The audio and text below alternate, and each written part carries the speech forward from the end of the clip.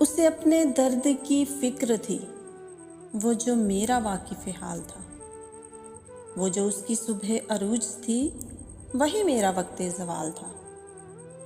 میرا درد کیسے وہ جانتا، میری بات کیسے وہ مانتا، وہ تو خود فنا کے سفر میں تھا، اسے روکنا ہی محال تھا۔ کہاں جاؤ گے مجھے چھوڑ کے، میں یہ پوچھ پوچھ کر تھک گیا، وہ جواب مجھ کو نہ دے سکا، وہ تو خود سراپا سوال تھا۔ وہ ملا تو صدیوں کے بعد بھی، میرے لب پہ کوئی گلہ نہ تھا، اسے میری چپ نے رلا دیا جسے گفتگو میں کمال تھا، اسے میری چپ نے رلا دیا جسے گفتگو میں کمال تھا۔